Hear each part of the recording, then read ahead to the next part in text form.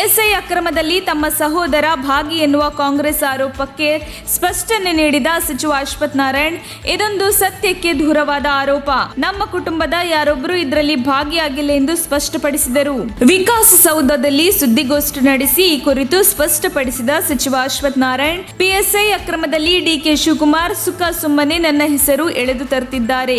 ನಾನು ದೊಡ್ಡ ಮಟ್ಟದಲ್ಲಿ ಬೆಳೆಯುತ್ತಿದ್ದೇನೆ, ಸಿಎಂ ಆಗುತ್ತೇನೆ ಎಂದು ಭಯ. ಹಾಗಾಗಿ ಕೀಳು ಮಟ್ಟದ ರಾಜಕಾರಣ ಮಾಡಿ ನನ್ನ ಹೆಸರಿಗೆ ಮಸಿ ಬಳೆಯಲು ಹೀಗೆಲ್ಲ ಮಾಡುತ್ತಿದ್ದಾರೆ. ನಾನೊಂದು ಮಾತನ್ನ ಸ್ಪಷ್ಟಪಡಿಸ್ತೇನೆ, ಅವರು ಇನ್ನು 100 ಜನ್ಮ ಎತ್ತಿ ಬಂದ್ರು ನಮ್ಮ ಕುಟುಂಬಕ್ಕೆ ಮಸಿ ಬಳಿಯೋಕೆ ಆಗಲ್ಲ. ನಮ್ಮ ಕುಟುಂಬ ಅವರ ಕುಟುಂಬದ ತರ ಅಲ್ಲ ಎಂದು ಕಿಡಿಕಾರಿದರು. ಇನ್ನು ಗಾಳಿಯಲ್ಲಿ ಗುಂಡು ಹಾರಿಸುವ ಈ ಕೆಲಸ ಖಂಡನೀಯ.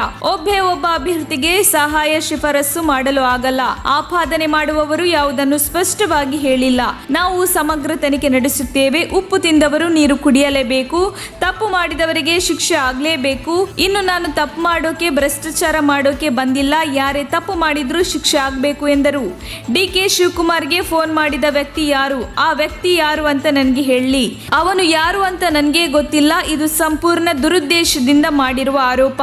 ನಾನು ರಾಜಕೀಯವಾಗಿ ದೊಡ್ಡ ಮಟ್ಟಕ್ಕೆ ಬೆಳೆಯುತ್ತೇನೆಂದು ಆರೋಪ ಮಾಡಿದ್ದಾರೆ ಎಂದು ತೀವ್ರ ಆಕ್ರೋಶ ವ್ಯಕ್ತಪಡಿಸಿದರು.